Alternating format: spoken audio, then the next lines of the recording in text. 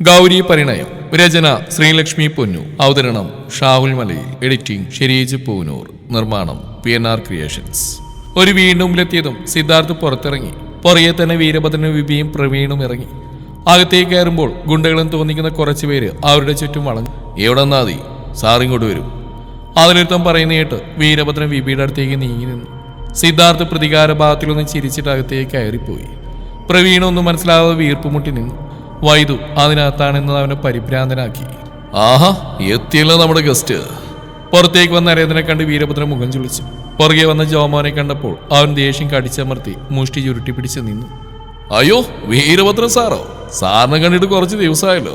ഞങ്ങളിവിടെ പ്രതീക്ഷിച്ചില്ലല്ലേ സാറേ? ജോമോന്റെ പരിഹാസം കേട്ട് പ്രതികരിക്കാൻ തുടങ്ങിയ വീരഭദ്രൻ തടഞ്ഞു. ജോമോനെ, നീ വെറുതിരിക്കുന്നുണ്ടോ? സാറിന് ദേഷ്യം വരുന്നുണ്ട് കേട്ടാ. നരേന്ദ്രൻ കാപ്പിടെ ദേഷ്യത്തിൽ ജോമോനെ നോക്കി പറഞ്ഞു. പ്രവീൺ ആകുലതയോടെ ചുറ്റും നോക്കുന്നുണ്ട്. വിപി ദേഷ്യത്തിൽ പല്ലിറുമി. വൈദുവിനെ അവൻ കാണരുതെന്ന് വിപി അത്രയ്ക്കും ആഗ്രഹിച്ചിരുന്നു. നരേന്ദ്രൻ, ഗൗരിയും വൈദയോടെ? വീരഭദ്രൻ ക്ഷമയിട്ടു. ഗൗരിയും വൈദയും ഇവിടെ ഉണ്ടല്ലോ കണ്ണ. മുറിയിൽ നിന്ന് സിദ്ധാർത്ഥിനൊപ്പം പുറത്തേക്ക് ഇറങ്ങി വന്ന ആളെ കണ്ട് 3 പേര് ഒരുപോലെ ഞെട്ടിത്തരിച്ച് നിന്നു. ആൽബി? ആദ്യം ഒന്ന് പതിരെങ്കിലും വീരഭദ്രൻ ആൽബി കണ്ട് സന്തോഷമാണ് തോന്നിയത്. മരിച്ചുപോയെന്ന് വിശ്വസിച്ച പ്രിയ കൂട്ടുകാരൻ തന്റെ തൊട്ടടുത്ത്. നിനക്ക് അതിശയം തോന്നുന്നുണ്ട് അല്ലേ കണ്ണ? മരിച്ചുപോയ ഞാൻ ജീവനോടെ. ആൽബി കുസൃതി ചിരിയോടെ വീരഭദ്രന്റെ മുന്നിലേക്ക് ഒരു ചെയർ വലിച്ചിട്ട് അതിലേക്കിരുന്നു. അവൻ കണ്ണിമ പോലും വെട്ടാതെ ആൽബിയെ നോക്കി നിന്നു. അനങ്ങാതെ തോറ്റവനെ പോലെ നിൽക്കുന്ന വീരഭദ്രനെ കാണും തോറും ആൽബിക്ക് ചിരി വന്നു. കണ്ണ, നീ ഇത്രയും ക്ഷമയോടെ നിൽക്കുന്നത് എന്റെ ജീവിതത്തിൽ ഞാൻ കണ്ടിട്ടില്ല. ആൽബി, നീ എന്തൊക്കെയാ കാണിച്ചുവിട്ടുന്ന്? നിനക്ക് നിർത്ത് വിപി. നിനക്ക് സംസാരിക്കാനുള്ള അവസരം ഞാൻ പിന്നെ തരാം. ഇപ്പൊ എനിക്ക് ഇവനോടാണ് സംസാരിക്കേണ്ടത്, എന്റെ പ്രിയപ്പെട്ട കൂട്ടുകാരനോട്. വീരഭദ്രൻ ആൽബിയുടെ മുഖത്തേക്ക് ചോദ്യഭാവത്തിൽ നോക്കി. അത് മനസ്സിലായതുപോലെ ആൽബി എഴുന്നേറ്റു. പകയായിരുന്നു നിന്നോട് എനിക്ക്. ഓരോ തവണയും പരാജയപ്പെടുമ്പോൾ കൊല്ലാൻ തോന്നിയിട്ടുണ്ട് നിന്നെ എനിക്ക്. ആൽബിയുടെ വാക്കുകൾ വീരഭദ്രന്റെ ഹൃദയത്തിൽ മുറിവേൽപ്പിച്ചുകൊണ്ട് കടന്നുപോയി. കരയാൻ പറ്റാതെ ഹൃദയം വിങ്ങിപ്പൊട്ടുമെന്ന് അവന് തോന്നി. അത്രയേറെ ആൽബി അവൻ വിശ്വസിച്ചിരുന്നു. നിനക്കറിയോ കണ്ണ, നീ എൻ്റെ പപ്പയുടെ അടുത്തേക്ക് വന്ന മുതൽ തുടങ്ങിയതാ എൻ്റെ തോൽവി. ഓരോ തവണയും എന്നെ അവഗണിച്ച് പപ്പ നിന്നെ സ്നേഹിക്കുമ്പോൾ തകർന്നു പോയത് ഞാനാ. വീരഭദ്രനെ കണ്ട് പഠിക്കണമെന്ന് പപ്പ ഗർജിക്കുമ്പോൾ അപമാനിതനായി ഞാൻ നിന്നിട്ടുണ്ട്. അപ്പോഴേക്കും നീ ഒന്ന് മരിച്ചു പോകണമെന്ന് ഞാൻ പ്രാർത്ഥിച്ചിട്ടുണ്ട്. ഇഷ്ടമുള്ള പഠിക്കാൻ പപ്പ നിന്നെ ഉപദേശിച്ചു. എന്നെ നിർബന്ധിച്ച് ബിസിനസ് ഏൽപ്പിച്ചു. അവിടെയും നിന്റെ അസിസ്റ്റൻ്റായി. എൻ്റെ കാശ് എനിക്ക് എടുക്കണമെങ്കിൽ നിന്റെ ഒപ്പ് വേണം. നീ എന്നോട് പലതവണ കാശിൻ്റെ കണക്ക് ചോദിക്കുമ്പോൾ മനസ്സിൽ കുറിച്ചിട്ടിരുന്നു, നിന്നോട് ഞാൻ ഇതിനൊക്കെ കണക്ക് ചോദിക്കുന്നു. ദേഷ്യക്കാരനായി നിന്നെ എല്ലാവരും അനുസരിച്ചു, എൻ്റെ പപ്പ ഉൾപ്പെടെ. നീ ചെകുത്താനായപ്പോൾ ഞാൻ കാത്തിരുന്നു നിന്നെ തോൽപ്പിക്കാൻ കിട്ടുന്നൊരവസരത്തിന് വേണ്ടി. ആ ദിവസങ്ങളിലാ ചെകുത്താനായ നിന്റെ കണ്ണിലൊരു പ്രണയത്തിളക്കം ഞാൻ കണ്ടത്. നീ ആരെയോ സ്നേഹിക്കുന്നുണ്ടെന്ന് ഞാൻ തിരിച്ചറിഞ്ഞു. ചെകുത്താനായ നീ ദേവനാകണമെങ്കിൽ അത്രയേറെ നീ ആരെയോ സ്നേഹിക്കുന്നുണ്ടെന്ന് എനിക്ക് മനസ്സിലായി. മനഃപൂർവ്വ ഞാൻ നിന്റെ കൂടെ വന്ന് നിന്റെ കണ്ണുകൾ പിന്തുടർന്ന് തന്നെയാണ് ഞാൻ ഗൗരിയെ കണ്ടത്. വീരഭദ്രന്റെ ഇടത് കണ്ണിൽ നിന്നും 2 തുള്ളി കണ്ണുനീർ താഴേക്ക് പതിച്ചു. ഹൃദയം പിടയുന്ന വേദനയോടെ അവൻ ആൽബിയെ കേട്ടുകൊണ്ടിരുന്നു. നീയില്ലാത്ത സമയങ്ങളിൽ ഞാൻ ഗൗരിയുടെ പുറകെ നടന്നു. എൻ്റെ ഇഷ്ടം അവൾ അറിയിച്ചു, നിന്നെ തോൽപ്പിക്കാൻ വേണ്ടി മാത്രം. ഗൗരിക്ക് എന്നെ ഇഷ്ടമാണെന്ന് വിളിച്ചു പറഞ്ഞപ്പോൾ ഞാൻ പകുതി വിജയിച്ചു. നിന്നാക്കാര്യം വിളിച്ചു പറഞ്ഞപ്പോൾ ഫോണിൽ നിന്റെ നിശബ്ദത എനിക്ക് മനസ്സിലാക്കി തന്നു, നീ എത്രമാത്രം വേദനിക്കുന്നെന്ന്. ഗൗരി എൻ്റെ കൂടെ ഒളിച്ചോടാൻ തയ്യാറായപ്പോൾ മനഃപൂർവ്വ ഞാൻ നിന്റെ വീട്ടിൽ കൊണ്ട് നിർത്തിയത്. അന്ന് ഗൗരിയുമായി വീട്ടിൽ വന്ന ദിവസം ഞങ്ങളെ കണ്ട് നീ അരികിലേക്ക് വന്ന് എന്നെ കെട്ടിപ്പിടിച്ചപ്പോൾ ഞാൻ അറിഞ്ഞിരുന്നു നിന്റെ താളം തെറ്റിയ ഹൃദയത്തുടിപ്പ്. ഞാൻ അറിഞ്ഞിരുന്നു നിന്റെ കണ്ണുകളിൽ നീ അനുഭവിക്കുന്ന വേദന. പിന്നെ നിന്റെ മുന്നിൽ വെച്ച് അവളെ ഓരോ വട്ടവും ചേർത്ത് പിടിച്ച് ഞാൻ ആസ്വദിക്കായിരുന്നു നിന്റെ വേദന.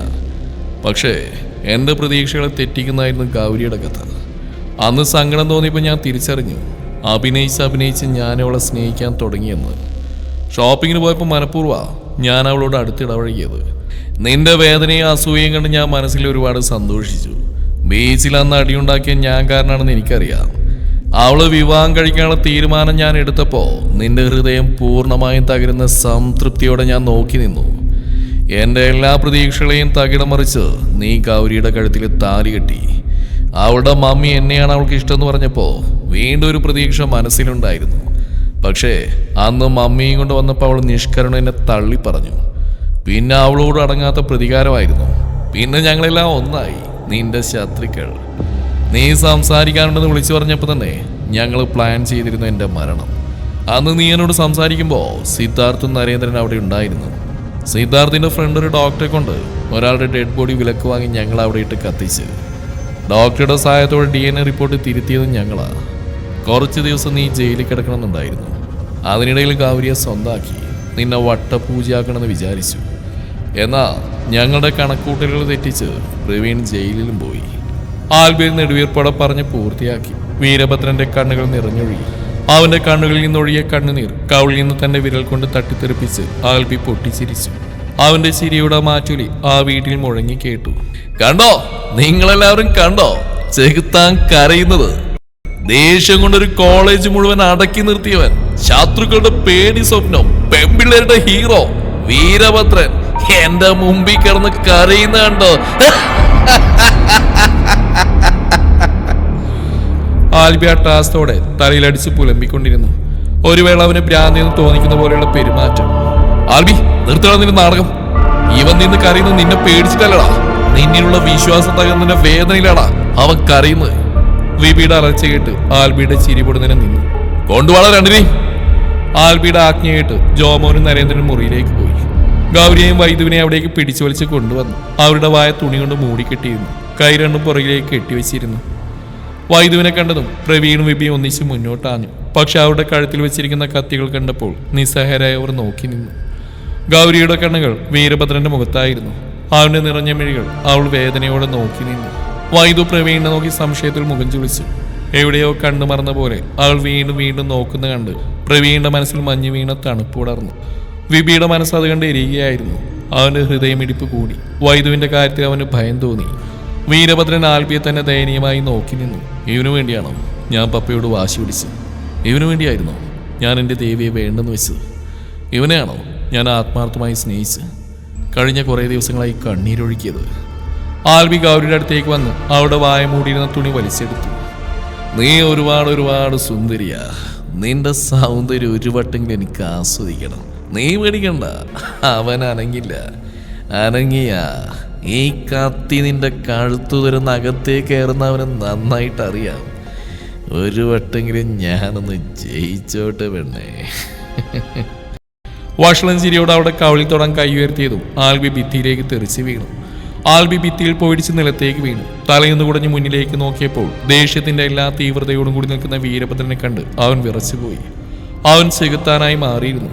തീ പാറുന്ന കണ്ണുകളോടെ സംഹാരമൂർത്തിയായ രുദ്രനായി നെഞ്ചും വിരിച്ചു നിൽക്കുന്ന ആ മഹാദേവനെ കണ്ട് എല്ലാവരും ഒന്ന് പുറകിലേക്ക് വലിഞ്ഞു. ആൽബി, നീ കളിച്ച ചെകുത്താനോടാ. എന്റെ പെണ്ണിന്റെ നേരെ നീ കൈ ഉയർത്തിയ നിമിഷം മുതൽ നീ എന്റെ ശത്രുവാടാ. എഴുന്നേറ്റ് വാടാ, ഇനി നേർക്ക് നേർ മുട്ടാൻ നമുക്ക്. ആൽബി വാശിയോടെ ചാടി നീറ്റു.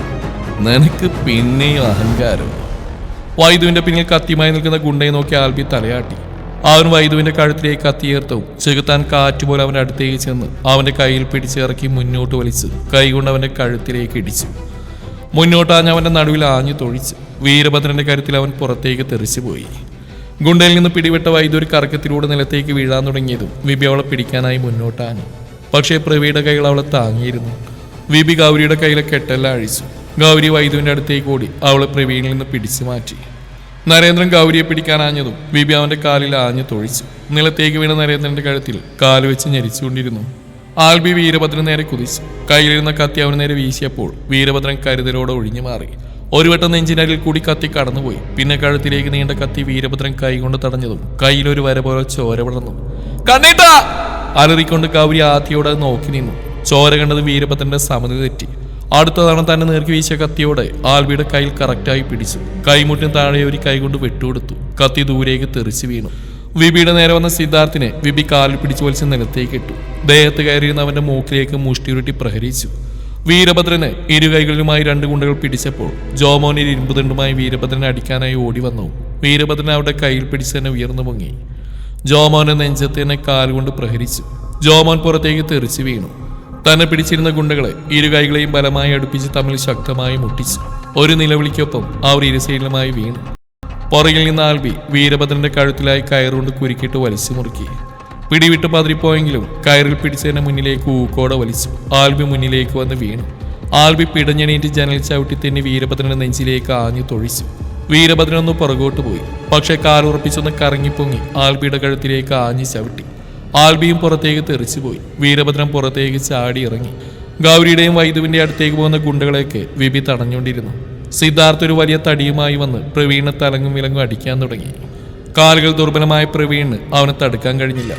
അല്ലെങ്കിൽ അവനതെല്ലാം ഏറ്റുവാങ്ങാൻ തയ്യാറായതുപോലെ അവിടെ തന്നെ ഇരുന്നു. അത് കാണുന്ന ഓരോ നിമിഷങ്ങളിലും വൈദു ഓർമ്മകളെ തിരയുകയായിരുന്നു. പ്രവീൺ എന്ന പ്രണയം അവളുടെ ഓർമ്മകളിൽ ഇടയ്ക്കിടെ എത്തി നോക്കി. തലപൊട്ടി ചോരയൊഴുകുന്ന പ്രവീണിനെ കണ്ട നിമിഷം ഓർമ്മകളുടെ വേലിയേറ്റത്തിൽപ്പെട്ട് അവളുടെ തല മരവിച്ചിരുന്നു. മനസ്സിൽ മൂടിയ കാർമേഘങ്ങൾ ഒന്നൊന്നായി അടർന്നു മാറിയപ്പോൾ അവൾ തിരിച്ചറിഞ്ഞു തൻ്റെ പ്രാണനെ, തൻ്റെ പ്രണയത്തെ. പ്രവിയേട്ടാ, അലറിക്കരച്ചിലോടെ വൈദു പ്രവീണിന്റെ അടുത്തേക്ക് ഓടി. അവന് കവചമായി നിന്ന സിദ്ധാർത്ഥിന്റെ അടികളൊക്കെ അവൾ ഏറ്റുവാങ്ങി. പ്രവീൺ ഭ്രാന്തിനെ പോലെ അവളെ പൊതിഞ്ഞു പിടിച്ചു. അവനും അലറിക്കരഞ്ഞു. ഒരു നിമിഷം വിപി നിശ്ചലമായി. പ്രതിരോധിക്കാൻ അവൻ മറന്നുപോയി. ഗുണ്ടകൾ പിടിച്ചു വലിച്ച് കൈ പുറകിൽ കെട്ടിയിട്ടിട്ടും അവന് വേദനിച്ചില്ല. അവന്റെ കണ്ണുകൾ അവരിലായിരുന്നു. തന്റെ ജീവനെ ചേർത്ത് പിടിച്ചിരിക്കുന്ന പ്രവീണിൽ. താൻ പ്രാണനെ പോലെ സ്നേഹിക്കുന്ന തന്റെ വൈദു തിരിച്ചറിവിന്റെ ലോകത്തിൽ നിന്നും തന്നിൽ നിന്നും അകന്നു പോയത് അവനെ തളർത്തിക്കളഞ്ഞു. കണ്ണുകൾ നിറഞ്ഞൊഴുകി കാഴ്ചയെ മറച്ചപ്പോൾ അവൻ തലയിൽ കൈ താങ്ങി നിലത്തേക്കിരുന്നു. ആ സമയം നരേന്ദ്രൻ വിപിയുടെ കഴുത്തിൽ കത്തിയേർത്തു. ആൽബിയെ പിടിച്ചു മതിലിൽ ചേർത്ത് വെച്ച് മുഖത്തേക്ക് മുഷ്ടിയുരുട്ടി പ്രഹരിക്കാനായി കൈ ഉയർത്തിയ വീരഭദ്രൻ വിപിയെ കണ്ടറിയാതെ കൈകൾ താഴ്ത്തി. ആൽബി ഒരു വിജയശ്രീയോടെ വീരഭദ്രനെ തള്ളി മാറ്റി. ഗുണ്ടകൾ അവന്റെ ദേഹത്ത് പിടിമുറുക്കി. കയ്യിലും കഴുത്തിലുമായി അവനെ ബന്ധിച്ചു. ഗൗരി വൈദുവിനെ പ്രവീണിൽ നിന്ന് പിടിച്ചു മാറ്റി. പക്ഷേ ഗുണ്ടകൾ അവരെയും പിടിച്ചു കെട്ടി പുറത്തേക്ക് കൊണ്ടുവന്നു. ആഹാ, കൊള്ളാം! പുലി പോലെ കുതിരവൻ പൂച്ചയെ പോലെ അനങ്ങാതെ നിൽക്കുന്നു. ആൽബി കൈകൂട്ടി അട്ടഹസിച്ചു. ആൽബി, നീയും ഞാനും തമ്മിലെ യുദ്ധം. അവരെ വെറുതെ വിടുന്നത് എനിക്ക് നല്ലത്. വീരഭദ്രന്റെ ഭീഷണി ആൽബിയെ തളർത്തിയില്ല. സാഹചര്യം തന്നെ നിയന്ത്രണത്തിലായ സന്തോഷത്തിൽ അവൻ ചിരിച്ചുകൊണ്ടിരുന്നു. വിപി നിസ്സഹായനായി തലകുനിച്ച് നിന്നു. വൈദുവിന്റെ കണ്ണുകൾ അരികിൽ നിൽക്കുന്ന പ്രവീരയെക്കാണെന്ന് അവനെ വീണ്ടും വീണ്ടും തളർത്തിക്കളഞ്ഞു. നീ എന്താടാ പറഞ്ഞ? നിന്റെ പെണ്ണിനെ തൊട്ടാ നീ എന്താ? ആൽബി ഗൗരിയെ തന്നെ മേലേക്ക് വലിച്ചിട്ടു. കുതിരിക്കൊണ്ടിരുന്ന അവളെ അവൻ കൈകളിൽ പിടിച്ച് ബലമായി അടക്കി നിർത്തി. ഗൗരി വേദനയോടെ വീരഭദ്രനെ നോക്കി. അവരുടെ കണ്ണുകൾ കോർത്തു. എന്തിനോ വേണ്ടി ആ കണ്ണുകളും നിറഞ്ഞു. ഞാനിവിടെ മനോഹരമായ ചുണ്ടുകളൊന്ന് രുചിച്ചു നോക്കട്ടെ. ആളുടെ കവളിൽ കുത്തിപ്പിടിച്ച് മുഖം കുറച്ചുയർത്തി ആൽബി പറയുന്ന കേട്ട് ഗൗരി പേടിച്ചു വിളിച്ചു. നിന്റെ അവസരം ആൽബി! ഗുണ്ടകളുടെ കയ്യിൽ നിന്ന് വീരഭദ്രൻ കുതിരാൻ ശ്രമിച്ചു. ആൽബി അതൊന്നും വകവെക്കാതെ ഗൗരിയുടെ ചുണ്ടുകളിലേക്ക് മുഖമടുപ്പിച്ചു. എന്നാൽ അവന്റെ മൂക്കിലേക്ക് ആരോ ആഞ്ഞിടിച്ചു. ആൽബി ഗൗരിയുള്ള പിടിവിട്ട് പുറകിലേക്ക് തെറിച്ചുപോയി. മനുവേട്ടാ! ഗൗരി ഓടിച്ചെന്ന് അവന്റെ അടുത്ത് ചേർന്ന് നിന്നു. മനു വിപിയുടെ അടുത്ത് നിൽക്കുന്നവരെ പിടിച്ച് ഓരോരുത്തരെയായി ഇടിച്ചു. വിപി രക്ഷപ്പെട്ടു എന്ന് മനസ്സിലായപ്പോൾ വീരഭദ്രൻ ബലമായി തന്റെ ശരീരം ഒന്ന് കുടഞ്ഞു. തന്നെ പിടിച്ചിരിക്കുന്ന രണ്ടുപേരെ മുന്നോട്ട് വലിച്ച് തലകൊണ്ട് അവരുടെ തലയിലേക്ക് ഇടിച്ചു. പുറകിൽ നിൽക്കുന്നവനെ തിരിഞ്ഞ് ചവിട്ടി. വീരഭദ്രൻ ആൽബിയുടെ നേരെ തിരിഞ്ഞു. കണ്ണാ, നിന്റെ ഫൈറ്റിൽ ഞാൻ ഇടപെടുന്നത് ശരിയല്ല. ഞാൻ ഇവരെയും കൊണ്ട് അവിടെ മാറി നിൽക്കാം. ബാക്കി പണി പെട്ടെന്ന് തീർത്തിട്ട് വാ. മനു കണ്ണിറുക്കി പറഞ്ഞു കേട്ട് കണ്ണൻ സമ്മതത്തോടെ ചിരിയോടെ തലകുലുക്കി. വാടിത്തള നിൽക്കുന്ന വൈദുവിനെയും ഗൗരിയെയും പിടിച്ചുകൊണ്ട് മനു കാറിൽ ചാരിന്ന് അടി കാണുകയായിരുന്നു. വീരഭദ്രൻ നിലത്ത് കിടന്ന ആൽബിയെ തൂക്കിയെടുത്തു. മുകളിലേക്ക് എടുത്തുയർത്തി ഭിത്തിയിലേക്ക് എറിഞ്ഞു. വിപിയും പ്രതികരിച്ചു തുടങ്ങിയിരുന്നു. തെറിച്ചു വീണ ആൽബിയെ വലിച്ചെടുത്ത് അവന്റെ വയറ്റിൽ കൈകൊണ്ട് ആഞ്ഞു വെട്ടി. ആൽബി വേദന കൊണ്ട് പുളഞ്ഞുപോയി. പുറകിൽ നിന്ന് വട്ടം പിടിച്ച ജോമോനെ മുന്നിലേക്ക് വലിച്ചു നിർത്തി രണ്ട് കവിളിലും മാറി മാറി അടിച്ചു. കവിൾ കുത്തിപ്പിടിച്ചുകൊണ്ട് നാഭി നോക്കി കാൽ കൊണ്ട് പ്രഹരിച്ചു. ജോമോൻ ചുരുണ്ടുകൂടി നിലത്തേക്ക് വീണ് പിടഞ്ഞു. നേരത്തെ ജോമോന്റെ കയ്യിൽ നിന്ന് വീണ ഇരുമ്പുതന്റെ അടുത്ത് ജോമോന്റെ കാലും കൈയും പിന്നെയും തല്ലിയൊടിച്ചു. വിപി അപ്പോഴേക്കും ഗുണ്ടകളടിച്ച് നിലംപരിശാക്കി. വീരഭദ്രൻ ആൽബിയുടെ വലത് കൈ പൊക്കി. ഈ കൈ കൊണ്ടല്ലടാ നീ എന്റെ ദേവിയെ തൊട്ടത്. ആ കൈ ഞാനിങ്ങെടുക്കുക. അവന്റെ ഗർജനത്തിൽ ആൽബി വിറച്ചുപോയി. സംഹാരമൂർത്തിയായി നിൽക്കുന്ന ആ മഹാദേവനെ എല്ലാവരും നടുക്കത്തോടെ നോക്കി നിന്നു. വീരഭദ്രന്റെ കയ്യിൽ നിന്ന് ദണ്ട് ഉയർന്നു പൊങ്ങി. ആൽബിയിൽ നിന്നും വേദനയുടെ നിലവിളി അതോടൊപ്പം ഉയർന്നു കേട്ടു. അവന്റെ ഒരു കൈ തള്ളി ചതച്ചിട്ടും മതിയാവാതെ അവന്റെ തലയടിച്ചു പൊളിക്കാൻ കൈ ഉയർത്തിയെങ്കിലും എന്തോർത്തുപോലെ വീരഭദ്രൻ കൈ താഴ്ത്തി. കഴിയുന്നില്ല ആൽബി. നിന്റെ പപ്പയെ ഓർക്കുമ്പോ, നിന്റെ മമ്മയെ ഓർക്കുമ്പോ നിന്നെ കൊല്ലാൻ കഴിയുന്നില്ലടാ. ധാരാളിത്തം കാണിച്ചടക്കം നിന്നെ നേരെയാക്കാൻ, നിന്റെ സ്വത്തുക്കൾ നഷ്ടപ്പെട്ടു പോകാതിരിക്കാൻ, അതിനുവേണ്ടിയാ നിന്നോട് ഞാൻ. അവന്റെ വാക്കുകൾ ഇടറിപ്പോയി. ആവശ്യനായ സിദ്ധാർത്ഥിനെ വീരഭദ്രൻ പിടിച്ച് എഴുന്നേൽപ്പിച്ചു. പൊക്കോണം ഇവിടുന്ന്. പക തീർക്കേണ്ട നിരപരാധികളോടല്ല. ഇനി നിന്നെ എവിടെയെങ്കിലും കണ്ടാ പിന്നെ നിന്നെ ആരും കാണില്ല. പറഞ്ഞു വിടും നിന്നെ യമലോകത്തേക്ക്. സിദ്ധാർത്ഥിന്റെ മൂക്കിനിട്ടൊരെണ്ണം കൊടുത്ത് ദൂരേക്ക് പിടിച്ചു തള്ളി. തിരിഞ്ഞ് നരേന്ദ്രനെ നോക്കിയതും പേടിച്ചു വിറച്ച് നിൽക്കുകയാണ്. വീരഭദ്രൻ അവൻ്റെ അടുത്തേക്ക് ചെന്നു. നീയും കുറച്ചു ദിവസം കട്ടിൽ റെസ്റ്റ് എടുക്ക്, കുറെ നടന്നല്ലേ. പേടിയോടെ നിൽക്കുന്ന അവന്റെ കാലുകളിൽ ഇരുമ്പ് ദണ്ട് ആഞ്ഞു വീശി.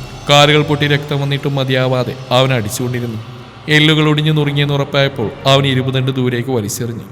വേദനയോടെ തലകുനിച്ച് നിൽക്കുന്ന പ്രവീണിനെ നോക്കി. ഇന്ന് തന്നെ ഹോസ്പിറ്റലിൽ ചെന്ന പാർവതിയുടെ മമ്മിയോട് എല്ലാ തെറ്റുകളും തുറന്നു പറയണം. പൊറുക്കാനാവാത്ത ഒരുപാട് തെറ്റുകൾ ചെയ്തിട്ടുണ്ട് താൻ. ശിക്ഷ എന്താണെന്ന് താൻ തീരുമാനിക്കുക. തളർന്നു നിൽക്കുന്ന വിബിയെയും പിടിച്ചുകൊണ്ട് അവൻ മനുവിൻ്റെ അടുത്തേക്ക് വന്നു. ഗൗരി അവനെ ഓടി വന്ന് കെട്ടിപ്പിടിച്ചു. ഇത്രയും നേരം അടക്കി പിടിച്ച സങ്കടമെല്ലാം അവനിലേക്ക് ചേർന്ന് നിന്ന് കരഞ്ഞു തീർത്തു. വീരഭദ്രൻ അവളുടെ തലയിൽ വാത്സല്യത്തോടെ തഴുകി. മനു പുഞ്ചിരിയോടെ അത് കണ്ടു നിന്നു. അവന്റെ മനസ്സിലേക്ക് അന്ന് ശിവ അച്ചുവിനെ തട്ടിക്കൊണ്ടുപോയതും തന്നെ കണ്ടപ്പോൾ ഓടി വന്ന് കെട്ടിപ്പിടിച്ച് കരഞ്ഞ ഓർമ്മ വന്നു. ആ ഓർമ്മയിൽ അവന്റെ കണ്ണ് നിറഞ്ഞു. വിബിയുടെ കണ്ണുകൾ വൈദ്യുവിന് മേലെയായിരുന്നു. എന്നാൽ വൈദ്യു ദൂരെ നിൽക്കുന്ന പ്രവീണിനെ വേദനയോടെ നോക്കി നിന്നു. വിബി പേടിയോടെ അവളുടെ കൈവിരലൊന്ന് തൊട്ടതും വൈദ്യു അറപ്പോടെ അവന്റെ കൈ കുടഞ്ഞെറിഞ്ഞ് കാറിൽ കയറിയിരുന്നു. അവൻ വിങ്ങിപ്പൊട്ടി. സാറില്ല വിബി, അവൾക്കൊരു സമയം കൂടെ കൊടുക്കാം. വീരഭദ്രൻ അവനെ സമാധാനിപ്പിച്ചു. നിറഞ്ഞ കണ്ണുകളോടെ വേദനയോടെ അവൻ ശരിയെന്ന് തലയാട്ടി. അകന്നു പോകുന്ന വൈദ്യുവിനെ നോക്കി പ്രവീൺ അലറിക്കരഞ്ഞു. തുടരും ഈ കഥയുടെ ബാക്കി ഭാഗം നാളെ ഇതേ സമയം.